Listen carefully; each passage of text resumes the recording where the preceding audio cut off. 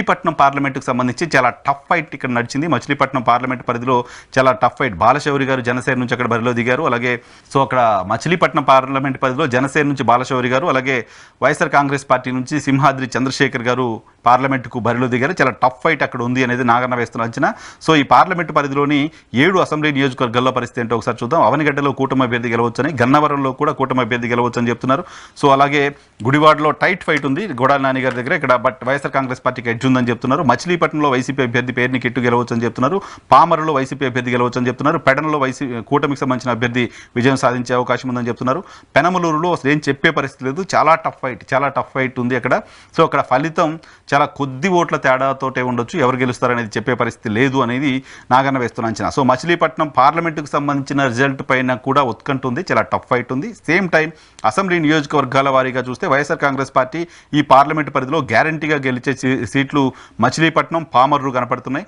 గుడివాడలో టఫ్ ఫైట్లో కొడాలి నాని గెలవచ్చు అని చెప్తున్నారు. గన్నవరంలో వైసీపీ ఓడిపోతుంది, అవనిగడ్డలో వైసీపీ ఓడిపోతుంది, పెడనలో వైసీపీ ఓడిపోతుంది, పెనమలూరులో చెప్పే పరిస్థితి లేదు. చాలా టఫ్ ఫైట్ ఉంది అనేది నాగన్న వేస్తున్న అంచనా. ఇక విజయవాడ పార్లమెంటుకు సంబంధించి విజయవాడ పార్లమెంట్ కూడా రాష్ట్ర వ్యాప్తంగా ఆసక్తి కలిగించే పార్లమెంటు నియోజకవర్గాల్లో ఒకటి. ఇక్కడ అన్నాదమ్ముల మధ్య వారు చూసాం. కేశినేని శివనాథ్ గారు వర్సెస్ కేశినేని చిన్ని గారి మధ్య వారు చూసాం. ఇక్కడ వైసీపీ అభ్యర్థిగా కేశినేని నాని, టీడీపీకి సంబంధించిన అభ్యర్థిగా కేశినేని చిన్ని బరిలో ఉన్నారు. ఈ స్థానాన్ని వైఎస్ఆర్ కాంగ్రెస్ పార్టీ కైవసం చేసుకుంటోంది అనేది నాగన్న చెప్తున్నమాట. వైఎస్ఆర్ కాంగ్రెస్ పార్టీ కంఫర్టబుల్గా ఈ స్థానంలో విజయం సాధించబోతుంది అనే విషయాన్ని ఆయన చెప్తున్నారు. వైసీపీ పార్లమెంటు పరిధిలోని అసెంబ్లీ నియోజకవర్గాలకు సంబంధించిన పరిస్థితి ఒకసారి చూస్తే జగ్గయ్యపేట అసెంబ్లీ నియోజకవర్గంలో వైసీపీ అభ్యర్థి ఉదయభాను విజయం సాధించే అవకాశం ఉంది అనేది నాగన్న వేస్తున్న అంచనా. మైలవరంలో టఫ్ ఫైట్ ఉంది. అక్కడ అసలు ఎవరు గెలుస్తారో కూడా చెప్పే పరిస్థితి లేదు అని చెప్తున్నారు. వసంత కృష్ణ ప్రసాద్ గారు వైసీపీకి సంబంధించిన రెబల్ ఎమ్మెల్యేగా ఉన్నారు. ఆయన టీడీపీ అభ్యర్థిగా అక్కడ బరిలో దిగారు. తిరుపతిరావు అని స్థానిక సంస్థలకు సంబంధించిన జెడ్పీటీసీగా ఉన్న అభ్యర్థిని వైఎస్ఆర్ కాంగ్రెస్ పార్టీ సామాజిక కోణంలో ఇక్కడ బరిలో దింపింది. చాలా టఫ్ ఫైట్ ఇక్కడ నడిచింది అని చెప్తున్నారు.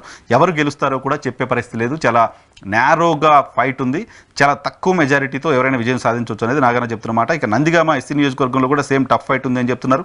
ఈ టఫ్ ఫైట్లో ఇక్కడ ఎవరు గెలుస్తారో కూడా చెప్పడం కష్టంగా ఉంది అని చెప్తున్నారు. తిరువూరులో కంఫర్టబుల్గా వైఎస్ఆర్ కాంగ్రెస్ పార్టీ గెలుస్తుందని, విజయవాడ సెంట్రల్లో వైఎస్ఆర్ కాంగ్రెస్ పార్టీ గెలుస్తుందని, విజయవాడ ఈస్ట్లో కూడా చాలా టఫ్ ఫైట్ ఉంది. ఇక్కడ దేవినేని అవినాష్ గారు వర్సెస్ గద్దె రామ్మోహన్ రావు గారికి మధ్య ఫైట్ నడిచింది. ఇక్కడ చాలా టఫ్ ఫైట్ ఉన్నప్పటికీ వైసీపీకి స్లైట్ ఎడ్జ్ ఉంది అనేది నాగన్న చెప్తున్నమాట. విజయవాడ వెస్ట్లో వైఎస్ఆర్ కాంగ్రెస్ పార్టీ గెలుస్తుంది అంటున్నారు. ఇక్కడ సుజనా చౌదరి గారు ఓడిపోతారు అనేది నాగన్న వేస్తున్న అంచనా. వెస్ట్ నుంచి ఆయన బీజేపీ అభ్యర్థిగా పోటీ చేశారు. మొత్తంగా ఈ 7 అసెంబ్లీ నియోజకవర్గాలకు గాను 3 చోట్ల టఫ్ ఫైట్ ఉంది అని చెప్తున్నారు. ఇక్కడ మైలవరంలో, నందిగామలో టఫ్ ఫైట్ ఉంది. ఎవరు గెలుస్తారో కూడా చెప్పే పరిస్థితి లేదు అని చెప్తున్నారు. విజయవాడ ఈస్ట్లో టఫ్ ఫైట్ ఉన్నప్పటికీ వైసీపీ గెలవచ్చు అని చెప్తున్నారు. జగ్గయ్యపేట, తిరువూరు, విజయవాడ సెంట్రల్, విజయవాడ వెస్ట్లో కంఫర్టబుల్గా వైఎస్ఆర్ కాంగ్రెస్ పార్టీకి సంబంధించిన అభ్యర్థులు విజయం సాధిస్తారు అనేది నాగన్న వేస్తున్న అంచనాగా ఉంది. ఇక గుంటూరు పార్లమెంటుకు సంబంధించి కూడా రాష్ట్ర వ్యాప్తంగా ఆసక్తి ఉంది. గుంటూరు పార్లమెంట్ని ఎవరు గెలవబోతున్నారండి? ఇక్కడ గుంటూరు పార్లమెంట్ నుంచి పెమసాని చంద్రశేఖర్ గారు తెలుగుదేశం పార్టీకి సంబంధించిన అభ్యర్థిగా, కిలార్ రోషయ్య గారు వైఎస్ఆర్ కాంగ్రెస్ పార్టీకి సంబంధించిన అభ్యర్థిగా పార్లమెంట్కు బరిలో దిగారు. ఈ పార్లమెంట్ స్థానాన్ని కంఫర్టబుల్గా తెలుగుదేశం పార్టీ కైవసం చేసుకోబోతోంది అనేది నాగన్న వేస్తున్న అంచనా. 2019లో వైసీపీ వేవ్లో కూడా తెలుగుదేశం పార్టీ ఈ పార్లమెంట్ స్థానాన్ని గెలిచింది. ఈసారి కూడా ఈ స్థానంలో వైసీపీ ఓడిపోబోతోంది అనేది నాగన్న వేస్తున్న అంచనా. ఈ పార్లమెంట్ పరిధిలోని 7 అసెంబ్లీ నియోజకవర్గాలకు సంబంధించిన రిజల్ట్ ఎలా ఉండబోతుందో ఒకసారి చూద్దాం. గుంటూరు ఈస్ట్లో టఫ్ ఫైట్ ఉంది, బట్ వైసీపీ గెలవచ్చు అనేది నాగన్న వేస్తున్న అంచనా. గుంటూరు వెస్ట్లో వైసీపీ గెలవచ్చు అని చెప్తున్నారు. నగరానికి సంబంధించిన 2 నియోజకవర్గాల్లో కూడా వైసీపీకి సంబంధించిన అభ్యర్థులు విజయం సాధించవచ్చు అనేది ఆయన చెప్తున్నమాట. ఈవెన్ తెనాలిలో వైసీపీకి సంబంధించిన అభ్యర్థి గెలవచ్చు అని చెప్తున్నారు. బట్ మంగళగిరి, పొన్నూరు, ప్రత్తిపాడు, తాడికొండ ఈ 4 నియోజకవర్గాలను కూటమి కైవసం చేసుకోబోతోంది అనేది నాగన్న చెప్తున్నమాట. 7 అసెంబ్లీ నియోజకవర్గాలకు గాను 2 చోట్ల కంఫర్టబుల్గా గుంటూరు వెస్ట్లో, అలాగే తెనాలిలో వైసీపీ గెలవడం ఖాయంగా కనపడుతోంది అని చెప్తున్నారు.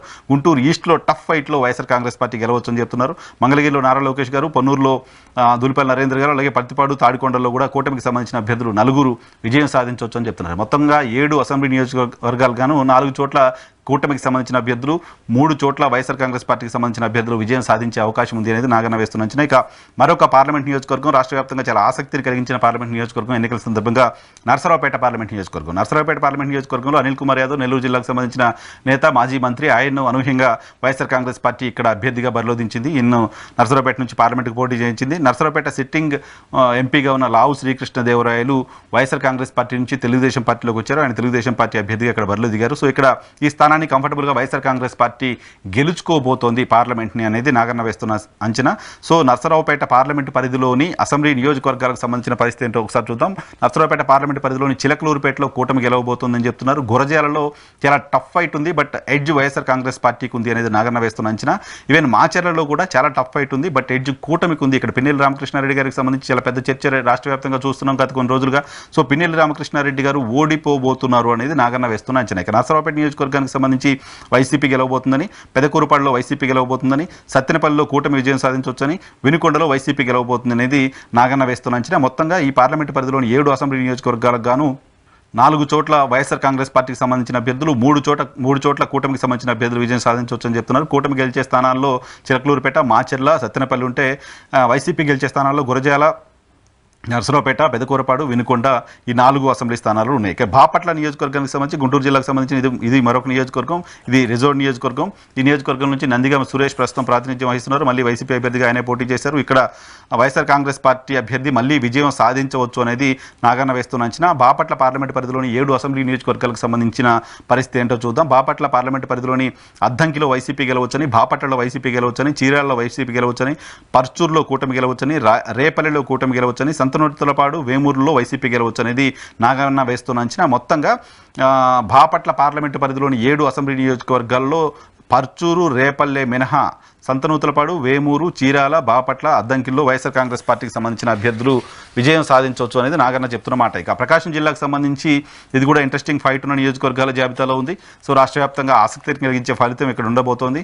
సో ఒంగోలు అసెంబ్లీ పార్లమెంట్ స్థానానికి సంబంధించి వైఎస్ఆర్ కాంగ్రెస్ పార్టీ కంఫర్టబుల్గా ఈ స్థానాన్ని కైవసం చేసుకోబోతోంది అనేది నాగన్న వేస్తున్న అంచనా. ఒంగోలులో వైసీపీకి సంబంధించిన అభ్యర్థిగా చెవిరెడ్డి భాస్కర్ రెడ్డి గారు, అలాగే మాగుంట శ్రీనివాసరెడ్డి గారు తెలుగుదేశం పార్టీకి సంబంధించిన అభ్యర్థిగా బరిలో దిగారు. సో వీళ్ళిద్దరి మధ్య చాలా టఫ్ ఫైట్ నడిచినట్లుగా చూసాం. బట్ కంఫర్టబుల్గా వైఎస్ఆర్ కాంగ్రెస్ పార్టీ ఈ పార్లమెంట్ స్థానాన్ని గెలవబోతుంది అనేది నాగన్న వేస్తున్న అంచనా.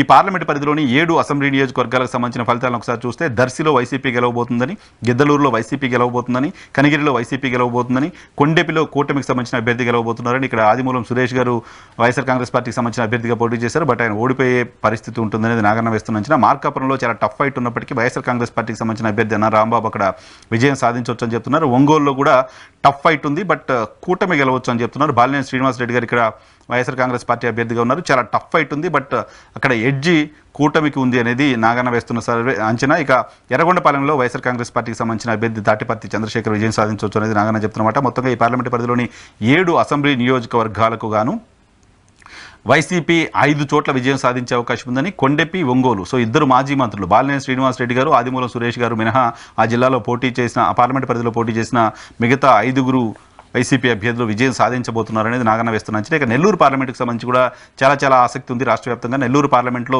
విజయసాయిరెడ్డి గారు వైఎస్ఆర్ కాంగ్రెస్ పార్టీకి సంబంధించిన అభ్యర్థిగా, వేమిరెడ్డి ప్రభాకర్ రెడ్డి గారు తెలుగుదేశం పార్టీకి సంబంధించిన అభ్యర్థిగా బరిలో ఉన్నారు. సో ఇక్కడ ఫలితం ఎలా ఉంటుంది అనేది కూడా చాలా ఆసక్తిని కలిగిస్తూ ఉంటుంది.